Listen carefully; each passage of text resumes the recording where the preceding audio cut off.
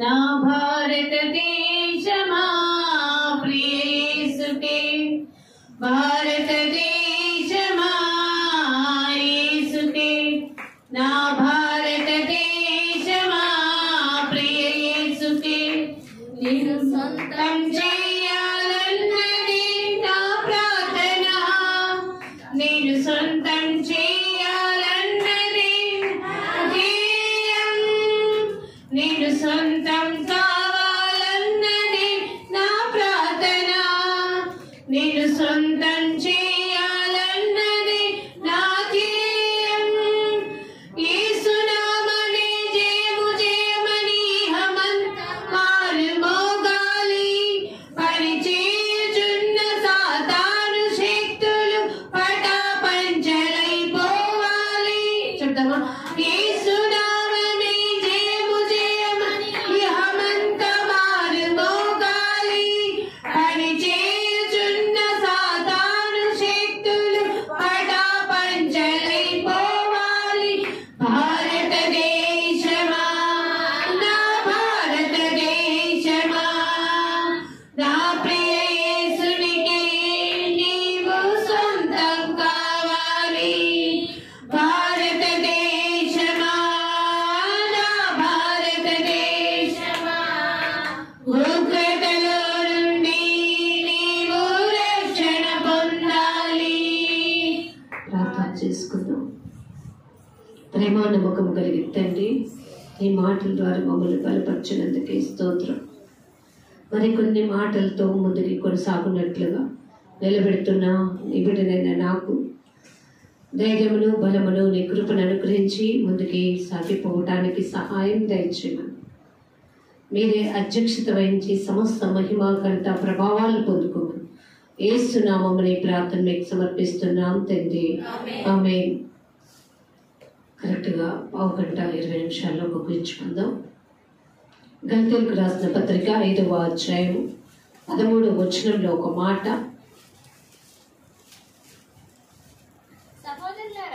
సహోదరులారా మీరు స్వతంత్రులుగా ఉండుటకు పిలువబడితిరి. దేనికిగా ఉండడానికి పిలువబడ్డామండి? మీరు స్వతంత్రులుగా ఉండటకు పిలువబడితిరి. అయితే ఒక మాట, అయితే ఒక మాట, దేనికి పిలువబడ్డాం? స్వతంత్రులుగా ఉండగా. కానీ ఒక మాట, ఆ స్వతంత్రమును శరీర క్రియలకు దేవుడు ఇచ్చే ఈ యొక్క స్వతంత్రం ఏంటి ప్రభు, నువ్వు నాకు ఇచ్చిన స్వతంత్రం ఆలోచించారా? మీరు అనుకుంటారు కదా ఫ్రీ ఫ్రీ ఫ్రీ ఫ్రీడమ్. ఈ రోజుల్లో ఎలా అనుకుంటున్నారంటే, భార్య తన ఇంటికి వెళ్తే భర్త ఏమంటున్నాడు తెలుసా? ఏమంటున్నాడండి? నాకు ఫ్రీడమ్ వచ్చిందిరా అంటున్నాడు. భార్యలు కూడా అలాగే ఉన్నాయి. అమ్మయ్య, ఈరోజు మా ఆయనకి పెట్టే గోల దొరికింది, ఈరోజు ఫ్రీడమ్ అమ్మ. ఇలాంటి స్వతంత్రమా మనకి కావాల్సింది? మనందరము ఒకటిగా ఉండాలనే కదా అనుకున్నాం. కానీ ఆ వాళ్ళు లేరు, వీళ్ళు లేరు. ఈరోజు పిల్లలకి స్కూల్ లేదంటే తల్లి ఏమంటుంది? చెప్పేసుకోండి, నిజమే కదా. అమ్మయ్య, రేపు పనిచేసే బాధ తప్పిందిరా బాబు, కొంతసేపు పడుకోవచ్చు. ఇలా మీరు స్వాతంత్రాన్ని వాడేసుకుంటున్నారా? దేవుడు అంటున్నాడు, అందరికీ అన్ని స్వాతంత్రాలు ఇచ్చేసాను నేను, కానీ ఒక మాట. అందుకే ప్రసంగి గ్రంథము 5వ అధ్యాయము 12వ అధ్యాయం లాస్ట్ లోకి వెళ్ళిపోతాం. చూడండి, గూఢమైన ప్రతి అంశమును ఒక నిమిషం. అక్కడ ప్రసంగి గ్రంథంలో ఒక మాట రాయబడి ఉన్నది. లాస్ట్ అధ్యాయంలో యవనుడా అంటూ ఎవరుడా అధ్యాయము వచనం 11వ అధ్యాయం 9వ వచనం. ప్రసంగి గ్రంథం 11:9. ఎవరుడా యవనుడా యవనమందు సంతోషపడుము, నీ యవనమందు సంతోషపడుము, నీ యవన కాలమందు నీ యవన కాలమందు నీ హృదయము సంతృష్టిగా ఉండనిమ్ము. అబ్బా, నిజం. ఇప్పుడు పెద్దవాళ్ళు కూడా ఏమనుకుంటున్నాం చెప్పండి? నా హృదయం ఎలా ఉండాలి? సంతోషంగా ఉండాలి. డాక్టర్ దగ్గరికి వెళ్ళినా కూడా ఏం చెప్తున్నారు? ఏంటమ్మా, బాగా వయసు వచ్చింది కదా, పిల్లల గురించి లేకపోతే మీ వాళ్ళ గురించి బాగా ఎక్కువ ఆలోచిస్తున్నామేమో, ఆలోచించక సంతోషంగా ఉండు. దేవుడు ఏమైనా ఏడుస్తూ ఉండమని చెప్పాడా? మనకి భయపడుతూ ఉండమన్నాడా? దిగులు చెందమన్నాడా? అసలు లేదు. దేవుడు చెప్పిన మాటలేంటి తెలుసా? భయపడక, దిగులు పడక, నిబ్బరము కలిగి ధైర్యంగా ఉండు. ఈ రోజు మన దినవాగ్దానము అదే కదా నేను పెట్టింది. ఆలోచించండి, నిబ్బరముగా ఉండమన్న దేవుడు, ధైర్యంగా ఉండమన్న దేవుడు, ఇక్కడ మనుషుల వల్ల మనం భయపడాల్సి వస్తుంది. ఎందుకంటే మనుషులలో దేవుడిచ్చిన స్వాతంత్రం ఒక్క మాట నిన్న మనం చదువుకున్నాం తెలుసా? ఆ ఒక్క మాటే మనుషులందరూ కూడా దేవుడిచ్చిన ఆ స్వాతంత్రాన్ని తమ యొక్క హృదయం యొక్క కోరిక చొప్పున, మనసు యొక్క ఆలోచన చొప్పున నడుచుకుంటున్నారంట. ఆలోచించేవా? మనిషి ఎప్పుడూ శరీర సుఖాన్ని కోరుకుంటున్నాడు, శరీరపరమైన సంతోషాన్నే కోరుకుంటున్నాడు. ఏ విధము చేతునైనా, ఎట్లాగైనా నేను దేవుని యొక్క సాక్షిగా ఇళ్ళలో కొనసాగాలి అనుకోట్లా. ఎలాగైనా ఎదుటి వారిని నేను ఎలా సొంతం చేసుకోవాలి. మనిషి దేవుడిచ్చిన విషయంలో ఈ విధంగా అయిపోతాడు. ఆలోచించు, దేవుడు మనకిచ్చిన స్వాతంత్ర విషయంలో మనము ఏ విధంగా ఉండాలి? నేను మీకు ఇచ్చిన స్వాతంత్రాన్ని కేవలము శరీరపరమైన విషయంలోనే ఉంటూ, కంటిన్యూ చేద్దామా? 5:13. శరీర క్రియలకు హేతువు చేసుకొనక, శరీర క్రియలకు హేతువు చేసుకొనక ప్రేమ కలిగిన వారే ఒకనినొకడు దాసులై ఉండుడి. అదండి, మనము ప్రేమ కలిగిన వారమే. కానీ ఈ రోజుల్లో బయట ఎక్కడ చూసినా ప్రేమ అనేది ఉందండి మనుషుల మధ్య. ప్రేమకు బదులు స్వార్థం వచ్చింది, ప్రేమకు బదులు అత్యాశ పెరిగింది, ప్రేమకు బదులు మనుషుల మధ్య ద్వేషం పెరిగిపోయింది. ఒకళ్ళు చూస్తే ఒకళ్ళు తట్టుకోలేరు, ఓర్వలేని తను. ఎక్కడుంది స్వాతంత్రం? పోనీ వాళ్ళని వదిలేద్దాం, మనం ఉన్నామా? మనలో ఆ అత్యాశ అనేది చంపేసుకుంటున్నామా? ఆ ద్వేషం అనేది చంపేసుకుంటున్నామా?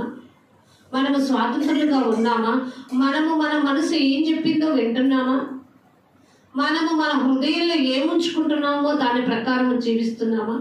రక్షణ అనే ఆనందాన్ని దేవుడు ఇచ్చాడు మనకి. ఆ ఆనందాన్ని చేత పట్టుకొని, ప్రభువా నాకు ఇచ్చిన నువ్వు నాకు ఇచ్చిన ఈ రక్షణకై స్తోత్రమని ఎలుగెత్తి చెప్పుకుంటాను. ప్రభా నేను కోల్పోయాను, నాకు ఇవ్వమని దావీదు గారు అడిగారే. ఏమన్నాడు? రక్షణ అనే ఆనందాన్ని తిరిగి మరలా నాకు అర్థమైందండి. రక్షణలో ఆనందం ఉందా లేదా? ఆయన బిడ్డలమైనప్పుడు మనకి పరిపూర్ణ ఆనందం ఉంటుంది. కానీ ఈ లోకంలో ఉన్నప్పుడు మన హృదయం యొక్క ఆశల చొప్పున, మనసు యొక్క కోరికల చొప్పున నడుచుకుంటాం, సంతృప్తి పడతాం. కానీ ఏమంటాం? ఏమోరా నిన్నడది అయింది కానీ ఈ రోజు ఏంట్రా అంటాం. కానీ దేవుని దగ్గరకు వచ్చి పొందే ఆనందము మనకి నిరంతరము ఉంటుందంట. అందుకని మనం మనుషులకు కాదు దాసులు అవ్వాల్సింది. దేవుడి బిడ్డలమైన మనము, దేవుని యొక్క సొత్తైన మనము ఆయన యొక్క బిడ్డలుగా ముందుకి కొనసాగే వారిగా ఉండాలి. మన శరీర క్రియల్ని హేతువు చేసుకోవద్దు అంటే మనము మానసికంగా కృంగిపోవడానికి కారణం ఏంటి? మన శరీర పరంగా కలిగే నష్టాలని హేతువు చేసుకొని, కారణం పెట్టుకొని మానసికంగా కృంగిపోయి దానివల్ల వచ్చే ఎఫెక్ట్ ఆత్మీయ జీవితంలో పట్టిపోతున్నారు. మనము రెగ్యులర్ గా దేవుని యొక్క సన్నిధిలో ఉపయోగపడాలనుకునే మనం రెగ్యులారిటీ లేకపోతున్నాం. ఎందుకంటే నాకు శరీరపరమైన పనులు చాలా ఉన్నాయి అనుకుంటున్నాను. శరీరాన్ని హేతువు చేసుకుని బ్రతికే బ్రతుకు ఉపయోగకరం కాదు. దేవుని కంటే అధికమైన పని ఉందంటే మనకంటే ఎక్కువ స్వతంత్రులమా మనం? కాదు. దాస్యం అనే కాడి క్రింద చిక్కుకునే ఆత్మలు మనం ఆలోచించుకోండి. దేవుడు అదే అన్నాడు కదా గలతీ 5లో రాయించాడు అపోస్తులైన పౌలు చేత. ఆ అపోస్తులైన పౌలు చేత గలతీయులకు రాసిన పత్రిక 5వ అధ్యాయం 1వ వచనంలో ఈ స్వాతంత్రమును అనుగ్రహించి అదండి క్రీస్తు మనల్ని కట్టుపడేశాడండి. దేవుడు మనల్ని ఏమన్నా నీ హృదయం యొక్క కోరిక చొప్పున, మనసు యొక్క తలంపుల చొప్పున ఇష్టానుసారంగా జీవించు. నేనేం నిన్ను స్టాప్ బోర్డు పెట్టను. కానీ వీటన్నిటి గురించి ఒకనొక దినమున నువ్వేం చేయాలట? తప్పకుండా తప్పకుండా చెప్పాలి. నువ్వు చెప్పవసరలా, హృదయం దేవుని దగ్గరికి వెళ్ళి, ఇదిగో ఈమె బ్రతుకు ఇలాంటిది, ఈమె సాక్షి జీవితం ఇలాంటిది, ఈమె స్వతంత్రాన్ని ఇస్తే ఇలా వాడుకుంది అని చెప్తారు. నిజముగానే దేశమా భయపడక గంతులు వేసి దేవుడు మనకి గొప్ప కార్యాలను చేశాడు. మనకి ఆ స్వాతంత్రమే ఇక్కడ లేకపోతే ఈనాడు ఈ విధంగా కూడుకుని ప్రార్థించుకునేవారమే కాదు. ఆ రక్షణ అనే స్వాతంత్రం చచ్చిపోతుందని అనేక మంది పోలీసు సంరక్షణ ఏం చేస్తుందో తెలుసా? వాళ్ళకి అస్సలు ఏం చేయాలో, ఏ కేసులు సాల్వ్ చేయాలో ఈ రోజు రోజుకి పెరిగిపోతున్న ఈ పాపాల చిట్కాలని మోసుకొని మేము వాటిని గురించి పనిచేస్తూ తీసుకుంటున్న సంపాదన ఉంటుందా?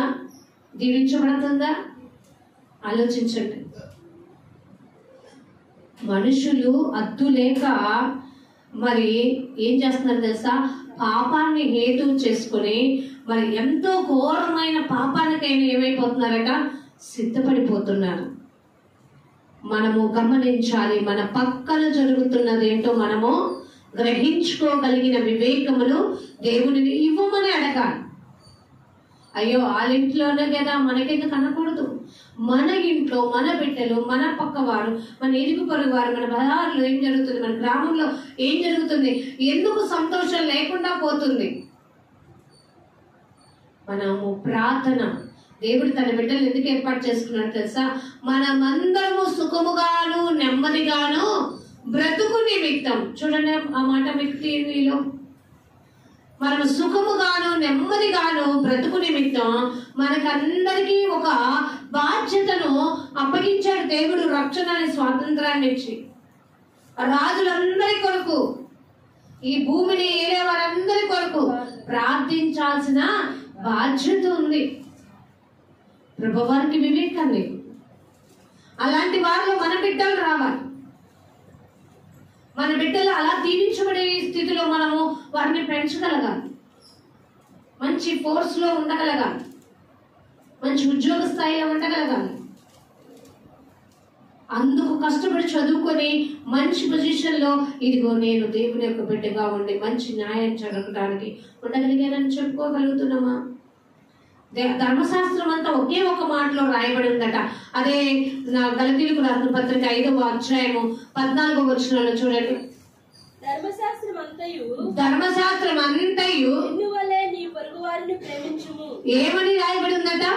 నిన్ను వలె నీ పొరుగు వారిని ప్రేమించుము. మనం కళ్ళను మనం పొడుచుకుంటామా? అర్థం ఏంటంటే మన కళ్ళను మనం పొడుచుకోలేము, కానీ ఎదుటివాడి కంటిని పొడుస్తాం. మనల్ని మనం కొట్టుకోం, ఎదుటివాడిని కొట్టేస్తాం. మన మీద మనకు కోపం రాదు. మన మీద మనకి ఏం పుట్టింది చెప్పండి? ఎప్పుడు ఏమంటాం చెప్పండి? నా మీద నాకే అసహ్యం అంటామా లేదా? అంటే మన బ్రతుకు మనకి సరిగా లేదని ఆ కాల్ రికగ్నైజ్ అవుతున్నా కూడా మనం అసలు ఏమాత్రం కూడా తొడకము బెడకు.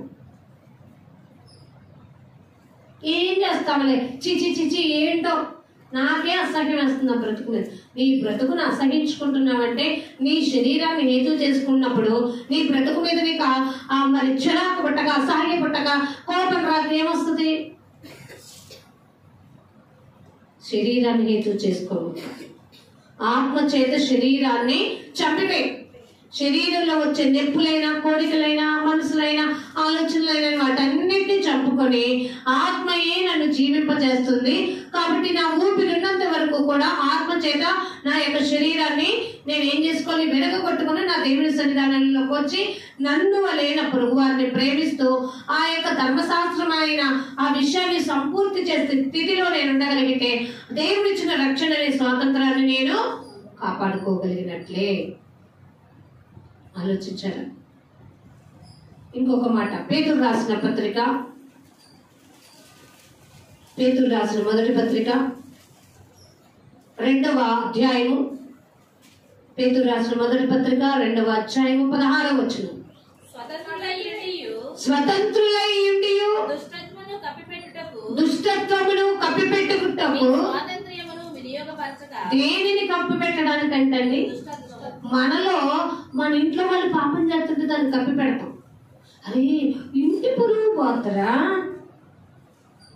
అంతేగాని వాడికి బుద్ధి చెప్పవా? వాడిని మారమ్మని అడగవా? ఆలోచించండి. చిన్నపిల్లలు తప్పు చేస్తున్నారంటే పెద్దవాళ్ళు కాదా తప్పు? చిన్నపిల్లల్ని ఫ్రీగా వదిలేస్తున్నారు ఈ మధ్య తల్లిదండ్రులు. వాళ్ళు తప్పు చేయడానికి కారకులు ఎవరు? తల్లిదండ్రులు. ఆలోచించండి. వయసు వచ్చిన వారైన పిల్లల్ని మనం కంట కనిపెడుతూనే ఉండాలి. అపవాది ఎవరినైనా పట్టుకుని ఇబ్బంది పెడుతుంది మనల్ని. దుష్టత్వమును విడిచిపెట్టక మీ స్వాతంత్ర్యమును వినియోగపరచగా మీ దుష్టత్వాన్ని కప్పిపెట్టడానికి, పాపాన్ని కప్పిపెట్టడానికి మీకు ఇచ్చిన స్వాతంత్రాన్ని వినియోగపరచక దేవునికి దాసులమని లోబడి ఉండుడి. ఆలోచించాలండి. దేవుడిచ్చిన రక్షణ స్వాతంత్రంలో మనము ఒకరినొకరిని ప్రేమించాలి, ఇంకొకరము మనము లోబడే జీవితంలో ఉండాలి. మనదేమి హైట్ తగ్గదు, వెయిట్ తగ్గదు లోబడితే.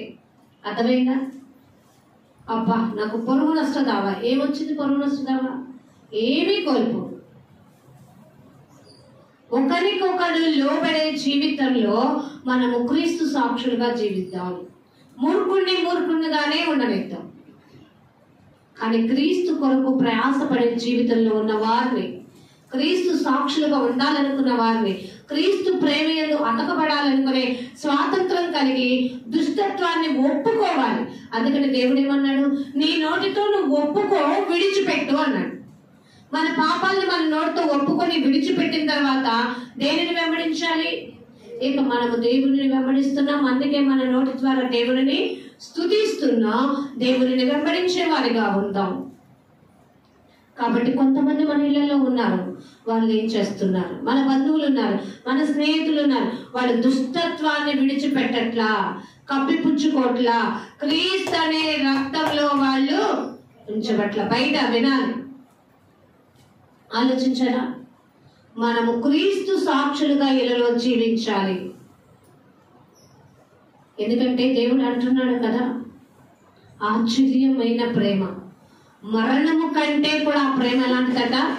బలమైన ప్రేమ. నన్ను ప్రేమించాను, నన్ను కరుణించాను, నాపై జాలి చూపాను. అట్లాంటి ప్రేమని దుష్టత్వానికి వినియోగపరచుకోవద్దు. జాగ్రత్త కలిగి క్రీస్తు నందు అతకబడిన వారిగా ఉందాం. ఇంకో మాట, రోమీలకు రాసిన పత్రిక 15వ అధ్యాయము బయట నుంచి చదవాలి. రోమీలకు రాసిన పత్రిక 15వ అధ్యాయం 1-2 వచనాలు. పక్కన వాళ్ళు ఏం చేస్తున్నారు? కాగా బలవంతులమైన మనం ఎవరి వల్ల బలవంతులైన చెప్పండి. మాట ఉంది చెప్పండి. ఆ వాక్యం ఉంది చెప్పండి. ఎవరైనా కృపచేత బలవంతులయ్యాం. అర్థమైందండి? దేవుడు చూపించే కృపచేత బలవంతులయ్యాం. అంతేగాని బాగా స్ట్రాంగ్ గా తిన్నాం. ఆలోచించారండి? ఏం లేదు. ఎన్నోసార్లు అనేకమైన అనారోగ్య పరిస్థితుల్లో వచ్చి అక్కడ నుంచుంటాం. కానీ దేవుడే తన కృపతో బలపరుస్తారు, ధైర్యపరుస్తారు. ఎందుకంటే దేవునికి ఎప్పుడు తన బిడ్డల్ని ఎలా వాడుకోవాలో తెలుసు, వారికి ఎలా శక్తినివ్వాలో తెలుసు, ఎలా వాళ్ళని పరిపూర్ణ చేయాలో తెలుసు. వాళ్ళలో ఉన్న ప్రయాసను బట్టి దేవుడు ఆ వరాలని ఇస్తూ ఉంటాడు. కాబట్టి అక్కడ అన్నారు కదా, బలవంతులమైన మనము అర్థమైందండి. మనల్ని మనమే సంతోషపరచుకొనక అంటే దేవుని కృప చేత బలవంతులమైన మనము, దేవుని ప్రేమ చేత అతకబడిన మనము మనల్ని మనమే సంతోష పెట్టాం. ఒక బలహీనులను దౌర్బల్యమును భరించుటకు బద్ధులమై ఉన్నాం. అంటే మన ఇంట్లోనే బలహీన లేని వారు ఉంటారు, మన ఇంట్లోనే దేవుని మాటకి వెళ్ళిపోయిన వారు ఉంటారు, మనల్ని ఇబ్బంది పెట్టేవారు ఉంటారు, మన పొరుగు వారు ఉంటారు, మన స్నేహితులు ఉంటారు. వాళ్ళకి భరించటానికి ఇప్పుడు మనకు కావాల్సింది ఏం కావాలి? పేషెన్స్. ఇంగ్లీష్ లో బాగా చెప్తారు పేషెన్స్, సహనం. రక్షణ తీసుకుంటే గొప్ప కాదు, భరించగలిగినప్పుడే, దేవుని పనికి వినియోగపడినప్పుడే, దేవుని ప్రేమలో నువ్వు అతకబడినప్పుడే గొప్పవాడు. రక్షణ అనే స్వాతంత్రం ఇచ్చారు దేవుడు అన్నాడు. అందుకే మీరు మరలా దాస్యం అనే కాడి క్రింద ఏదైతే మనకి దేవుడి ప్రేమ లేదో, ఏదైతే మనం దేవుడిలో క్రీస్తుకి లోబడి జీవించడం లేదో, ఏదైతే ఆయన ఇచ్చిన స్వాతంత్రాన్ని దుర్వినియోగం చేసుకుంటున్నామో, ఏ విషయంలో అయితే మనం భరించలేని తనంలో ఉన్నామో, మన రక్షణ అనే స్వాతంత్రం దాస్యం అనే కాడి క్రిందకి వెళ్ళిపోతుంది. ఆలోచించారా? జాగ్రత్త పడదామా? అందుకే నేను అన్నాడు కదా, మీరు వాళ్ళని భరించుటకు బద్దులై ఉండాలి. రెండోది ఏం చేయమన్నాడు చూడండి, తన పొరుగు వారికి క్షేమాభివృద్ధి కలుగునట్లు. ఎవరికి కలగాలంటండి? అదేంటి? దేవుని కృప పొందుకున్న నేను నా పొరుగు వారికి ఏం కావాలని కోరుకుంటా? దేవుడు ప్రేమ అండి ఇది. దేవుడి ప్రేమ ఏం చెప్తుంది? కీడు చేసిన వాడికి కూడా ఏం చేయమంటది? కానీ ఈ లోక ప్రేమ ఏమంటది? అరే నీకు చేసిన దానికి తప్పకుండా నువ్వేం చేయాలా? లేకపోతే మనం ఏమైపోతాం? మన ఇమేజ్ తగ్గిపోతారా? ఇక్కడ మనం తక్కువ అంచనా వేస్తున్నారు. లోకంలో ఉన్న మనుషులు చెప్పే జ్ఞానము ఇలాగే ఉంటది. దేవుని జ్ఞానం ఏమంటది? తొందరపడమాక, నిదానంగా ఉండు, నిరీక్షణ కలిగి ఉండు, దేవుని మీద నమ్మకంతో ముందుకి కొనసాగు అంటది. మన పొరుగు వారికి క్షేమంగా ఉండాలి. వాళ్ళ క్షేమం ఎలా ఉండాలట? అభివృద్ధి పదంలో ఉంటున్నట్లుగా మనలో ఉన్న ప్రతి ఒక్కరు, అంటే క్రీస్తునందు కృప చేత బలవంతులై ఆయన రక్షణ అనే స్వాతంత్రం అనుగ్రహించుకున్న మనమందరము కూడా మేలైనది ఏదో చేసి వాళ్ళని మనం ఏం చేయాలట? ఎదుటివాడిని సంతోషపరచమంటున్నాడు, మన శత్రువుని సంతోషపరచమంటున్నాడు, మన మాట అంటే వినని వాడిని సంతోషపరచమంటున్నాడు, దుష్టత్వంలో ఉన్న వాడిని సంతోషపరచమంటున్నాడు. భరించడానికి తగిన శక్తిని నేనే ఇస్తాం. కానీ మనసు ఏం చేస్తుందో తెలుసా? ప్రసంగి గ్రంథంలో ఒక మాట చూసి క్లోజ్ చేసేసుకుందాం. మన మనసు ఎలాంటి పని చేస్తుంది, కానీ దేవుడు మన దగ్గర నుంచి ఎక్స్పెక్ట్ చేస్తున్నది ఏంటి? అడిగి ఆశలు అనే మాట ఉంటుంది ప్రసంగి గ్రంథంలో. ప్రసంగి గ్రంథము 6వ అధ్యాయం 9వ వచనం. అందరూ చూడండి. ప్రసంగి 6వ అధ్యాయము 9వ వచనంలో, మనసు అడియాసలు కలిగి తిరుగులాడుట కన్నా ఎదుట ఉన్న దానిని అనుభవించుట మేలు. అతనిందని ఇది కూడా వ్యర్థమే, కానీ గాలికే ప్రయాసపడినట్టే ఉంటది. మరి నీ మనసు ఎన్ని అడియాసలతో ఉండి దేవుడిచ్చే రక్షణ అనే స్వాతంత్రాన్ని కాలదన్నుకుంటుందో ఆలోచించు. దాసం అనే కాడి కిందకి వెళ్ళిపోతుందో ఆలోచించు.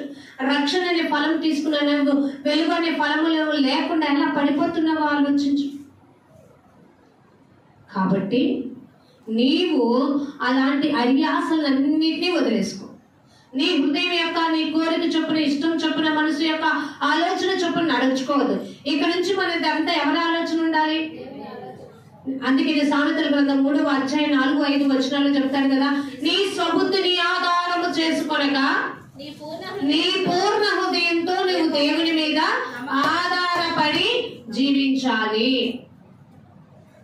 అప్పుడు మనము మన ఆలోచనలు మారిపోతాయి, హృదయం తలంపులు మారిపోతాయి, మనసు ఆలోచనలు కలిగి అడియాసలు ఉండదు. మనసు ఏం కోరుకుంటుందో తెలుసా? చూడండి, ఆ మాట కూడా ప్రసంగి గ్రంథంలో ఒక మాట ఉంది చూడండి. 9వ అధ్యాయము 9:10. ప్రసంగి 9:10. చేయుటకు నీ చేతికి వచ్చిన ఏ పని అయినను శక్తి లోపము లేకుండా చేయము. చాలండి. ఒక వ్యక్తిని ప్రేమించాలి అంటే, నా శత్రువుని ప్రేమించాలంటే నాకు శక్తి లోపం అవుతుందా లేదా? నా ఇమేజ్ డ్యామేజ్ అవుతుందని ఫీల్ అవుతానా లేదా? కానీ దేవుడు ఏమంటున్నాడు? చేయుటకు నేను నీకు ఇచ్చిన పని. దేవుడు నాకేమిచ్చాడు? శత్రువుల్ని ప్రేమించు, శత్రువుల కొరకు ప్రార్థన చేయి, నిన్ను హింసించు వారి కొరకు ప్రార్థన చేయి, వారి పొరుగు వారి క్షేమాభివృద్ధి కోసం ప్రార్థన చేయి, ఆ పొరుగు వారిని సంతోషపరచడం కోసం చేయి. ప్రభా, ఇది ఎలా సాధ్యం అంటే, చేయుటకు నేను ఇచ్చిన పనిని శక్తి లోపం లేకుండా చేయి. ఎప్పటి వరకు ప్రభా? ఊపిరి ఆగిపోయేంత వరకు చేయి. భరించడానికి కూడా నేనే నీకు శక్తిని ఇస్తాను. నీవు ఈరోజు వాళ్ళ ఎదుట తగ్గబడినా పర్లేదు, రేపు దినమున నువ్వు ఉన్నత స్థాయిలోకి నువ్వు ఉంటావు. ఆలోచించారండి. దేవుడే మన కోసం తగ్గించబడి భూలోకానికి వచ్చాడు. మనం తగ్గితే ఏమవుతుందట? కాబట్టి మేలైనది చేయాలని ఆలోచిద్దాం. దానికోసం మన మనసునైనా కష్టంతో కాదు, ఇష్టముతో నన్ను భరించిన దేవుడు చెప్పిన మాట నెరవేర్చడమే నాకు స్వాతంత్రం. అది నెరవేర్చలేనప్పుడు నేను దాస్యం అనే కాడి క్రిందే చిక్కుకుపోతాను. కాబట్టి అలా ఉండడం నాకు ఇష్టం లేదు. ఎందుకంటే చేయటానికంటే అక్కడ ఒక మాట ఉంది చూడండి, గుండె సూది లాంటి ఖడ్గము లాంటి మాట చూడండి. చేయుటకు నేను ఇచ్చిన పని శక్తి లోపం లేకుండా చేయము, నీవు పోవు పాతాళమందు. ఒకవేళ నేను ఇచ్చిన రక్షణ అనే స్వాతంత్రాన్ని ఉపయోగించుకున్నా, నీవు సరిగా దాన్ని వినియోగించుకోలేకుండా నీ ఇష్టానుసారంగానే జీవిస్తూ ఈ లోకంలో నాకు కావాల్సింది నేను తిన్నాను, తృప్తి చెందాను, చాలు చాలు చాలు, పద్దాక ప్రార్థన ఏంటి, దేవుని స్తుతించడం ఏంటి అన్నావా దుర్మార్గుడా? సిగ్గుమాలిన వాడు అయిపోతావు, బుద్ధి లేని వాడు అయిపోతావు, అజ్ఞానవంతుడు అయిపోతావు, మూర్ఖులుగానే ఉండిపోతావు. అలా ఉండొద్దు. మనం దేవుడు పని చేయడానికి ఆయన్ని మనల్ని ఏర్పాటు చేసుకున్నాడు. కాబట్టి మనము కనుక ఆయన యొక్క స్వాతంత్రాన్ని వినియోగించుకోలేకపోతే ఎక్కడికి వెళ్ళిపోతామని డైరెక్ట్ గా తినిపించారంటే పాతాళాలకి వెళ్ళిపోతాము. పని ఎందుకంటే అక్కడ చేయడానికి పని అయినను, ఇంకోటి ఏంటంట ఆలోచన అయినను. అబ్బా గ్రాండ్ గా ఆలోచిద్దామని అనుకోటాకైనా పని, ఉపాయము, తెలివి, జ్ఞానం ఇవేమీ లేవు. ఇవన్నీ భూమి మీద ఉన్నప్పుడే వాడుకో. దేవుని పని చేయి, దేవుని కొరకు ఆ పనిలో ఎలా ఉపయోగపడాలో ఆలోచించు. ఆ జ్ఞానాన్ని దేవుడిచ్చిన వాక్యం అనే జ్ఞానాన్ని ఉపయోగించుకో. దేవుని యందు భయభక్తులు కలిగి తెలివి, జ్ఞాన, వివేకములతో ఈ లోకంలో నువ్వు బ్రతకగలిగితే క్రీస్తు సాక్షిగా ఇలలో జీవించగలుగుతాం. అది లేకపోతే మన బ్రతుకులు వృధా అయిపోతాయి. నువ్వెంతటి ఈ లోకంలో మంచి జాబ్ కొట్టినా దేవుడు లేకపోతే నీ బ్రతుకు సున్నా. నువ్వు ఎంత మంచిగా చదివినా, ఎంత ఎన్సీసీలో ఉన్నా, ఎయిర్ ఫోర్స్ లో ఉన్నా, నేవీలో ఉన్నా, దేవుడు లేని జీవితం నిన్ను పాతాళ లోకంలోకి తీసుకెళ్తుంది. క్రికెట్ ప్లేయర్ అయినా, స్టార్ ప్లేయర్ అయినా, ఎవరైనా సరే దేవుడు లేకపోతే వాడు ఎక్కడికి తోయబడతాడు? కాబట్టి మన హీరో జీసస్. అర్థమైందండి? మన యొక్క ఫ్రీడమ్, సాల్వేషన్ అంటే దేవుడిచ్చిన రక్షణ, అది పొందుకున్న మనము, ఆయన హీరో అయిన మనము ఆయన బిడ్డలుగా ఇళ్ళలో కొనసాగటమే ఆయన రక్షణ అనే స్వాతంత్రాన్ని ఉపయోగించుకున్నట్టు. ప్రార్థన చేసుకుందాం. మీ మనసు ఈ వాక్యం విన్న తర్వాత నా రక్షణ అనే స్వాతంత్రాన్ని నేను భరించటానికి, దుష్టత్వాన్ని భరించడానికి, ఇతరులకు ఉపయోగపడటానికి, ప్రేమించడానికి, లోబడి ఉండడానికి ఉపయోగించగలుగుతున్నానా లేదా? లేకపోతే శరీరాన్ని హేతు చేసుకొని నేను బ్రతుకుతున్నానా? కాబట్టి నేను క్రీస్తు సాక్షులుగా ఇళ్ళలో జీవించినట్టు, క్రీస్తు కొరకై నేను ముందుకు కొనసాగున్నట్లుగా సహాయం చేయమని మీరు ఒక్క నిమిషం టైం ఇస్తున్నాను. ఆలోచించుకోండి, ప్రార్థన చేయండి. మీ మనసులో మీరు ప్రార్థన చేసుకోండి. బయట ఉన్న వాళ్ళు కూడా ఒక్క నిమిషం లోపలికి రండి. దేవుని అడుగుదాం. కళ్ళు మూసుకొని మన హృదయం మీద చెయ్యి పెట్టుకొని దేవుని అడుగుదాం. ప్రభువా, నీ కొరకే ఇళ్ళలో జీవిస్తానయ్యా. నువ్వు నాకు చేయటానికి ఇచ్చిన పనిని అయినా శక్తి లోపల లేకుండా ప్రేమలోను, లోబడిటలోను, ప్రభా భరించుటలోను అయినా నేను ఉంటానయ్యా. ప్రభా, అలాంటిదేనైనా నాకు కావాలంటున్నావు. అది అలవర్చుకోండి అంటున్నావు. అది ఆ ఆత్మయే మమ్మల్ని జీవింపచేస్తుంది ప్రభు. కాబట్టి నేను ఆ స్వాతంత్రంలోకి వెళ్తున్నా, నాకు నేర్పించు. ఒక్కసారి ఊరికనే మౌనంగా ఉండొద్దు. దేవుని అడుగు. రక్షణ లేని వారు కూడా అడగండి. ప్రభా, నీ రక్షణ, నీ స్వాతంత్రాన్ని ఇక ముందుకైనా నేను తీసుకుంటానయ్యా, నీలో బలపడతానయ్యా. నైనా నేను ఇప్పటి వరకు దాసుమనే కార్యక్రమంగా ఉండిపోయానయ్యా. నేను క్షమించు. చీకట్లో నా బ్రతుకునైనా వ్యర్థమైన వాటి ఎందుకు మనసు ఉంచాను, కానీ శుద్ధమైన హృదయంతో నేను వెతకాలనుకుంటున్నాను. నాకును ఆ వెలుగు రక్షణ కావాలనుకుంటున్నాను ప్రభా అనుకున్న వారు కూడా ప్రార్థన చేసుకోండి. అలాంటి రియలైజేషన్ వీళ్ళు ఎవరైనా ఉంటే వారి కొరకు ప్రత్యేక ప్రార్థన చేయబడుతుంది. ఆలోచించుకోండి. ఎవరైనా ఈ వాక్యం విన్న తర్వాత నాలో వెలుగు అనే రక్షణ స్వాతంత్రం కావాలనుకుంటున్నాను, నా కోసం ప్రార్థన చేయండి అనే వాళ్ళు ఎవరైనా ఉంటే మీ హస్తాలు పైకెత్తవు చేయగలరు. ఎవరైనా మొహమాట పడద్దు. మనము క్రీస్తు బిడ్డలము, క్రీస్తు సాక్షులుగా ఉంటాం. దేవుడు చూస్తున్నాడు. దేవుడి సన్నిధిలో ఉన్నాం. దేవుని కొరకే జీవించాలని అయ్యా రక్షణ ఏదో నాకు ఇవ్వమని అడిగాడట నపుంసకుడు. నా కోసం ఎంతలా గొర్రెపిల్లలాగా వదైపోయినా ఆ దేవుని రక్షణ నాకు ఇవ్వు, ఇగో ఇక్కడ నీళ్లున్నాయి అని అడిగాడట పిలుపుని నపుంసకుడు. దేవుడు నిన్ను మంచిగా పుట్టించాడే, మంచి ఆలోచనలు ఇచ్చాడే, నీకు సంతృప్తికరమైన సంతోషకరమైన మనసును ఇచ్చాడే. రక్షణ వద్దనుకోవద్దు. ఇప్పటికైనా కావాలనుకుంటే ఒక వెలుగు నీలో కలిగితే, వాక్యం ద్వారా నీ హృదయం చెలించబడితే నీ చేయి చూపించవచ్చు, ప్రార్థన చేస్తాం. లేదా నీ హృదయాన్ని దేవుడు చూస్తున్నాడని ఆలోచించుకో. మనసిరిగిన యేసయ్యా మదిలోన జతగా నిలిచావు, మనసిరిగిన యేసయ్యా మదిలోన జతగా నిలిచావు. ప్రార్థన. మహాగణుడా, మహిమోన్నతుడా, మా ప్రియుడా యేసయ్యా మీకు వందనాలు చెల్లిస్తున్నాం. వాళ్ళందరిలో రక్షణ అనే స్వాతంత్రాన్ని ఇచ్చారు. మీరు ఇచ్చిన స్వాతంత్రాన్ని భ్రష్టత్వానికి కాకుండా, దుష్టత్వానికి కాకుండా నాయన భరించుటకు వినియోగపరచడం మాకు నేర్పించండి. లోబడి ఉండటం, ప్రేమ యందు అతకబడటం, ఈ సాక్షులు వేలలో జీవించటం, పొరుగు వారి క్షేమాభివృద్ధి కోసం మేము ప్రార్థన చేయటం మాకు కష్టతరం ప్రభావాన్ని. కానీ నీ కృప ఉంటే వీటన్నిటిని మేము పొందుకోగలం. అలాంటి బ్రతుకులు మమ్మల్ని బ్రతికిస్తున్నందుకే స్తోత్రం. మాలో ఉన్న మంచి ఇది అని మాకు వెలుగు తీసి ఇలా ఉండాలని, సమాజంలో ఇలా ఉంటే మీరు మంచివారిగా ఉంటారని మాకు తెలియపరుస్తున్నందుకే స్తోత్రం. బలహీనులము కాదయ్యా, మేము బలవంతులము నీ కృప చేత. దాస్యం అనే కాడి కింద చిక్కుకోవటానికి నాయన మా బ్రతుకు పాపంలో కాదు, మా బ్రతుకు క్రీస్తు జీవమై ఉంది ప్రభు. క్రీస్తు సువాసన కలిగిన జీవితంలో మేము జీవిస్తున్నాం. అలా ఉంచినందుకే, మమ్మల్ని ముందుకు తీసుకెళ్తున్నందుకే, మమ్మల్ని మీలో అతకబడిన వారు ఉంచుతున్నందుకే, నీ భక్తులమైన మా ప్రాణాలను కాపాడుతూనైనా ఉంటున్నందుకే స్తోత్రాలు ప్రభు.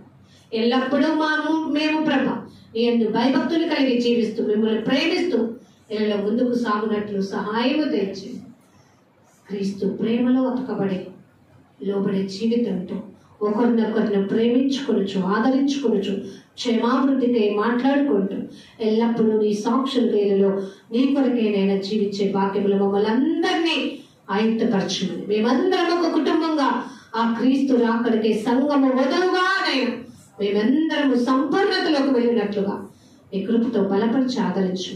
ఎవరైతే ఇంకా రక్షణ లేక ఉన్నారో, ఇంకా పాపపు భీతిలో, ఆ చీకట్లోనే, ఆ దుష్టత్వంలోనే బ్రతుకుతున్నారు, వారికి ఎప్పుడైనా వాళ్ళ హృదయాన్ని మీరు సంధింప చేశారని నమ్ముతున్నారు.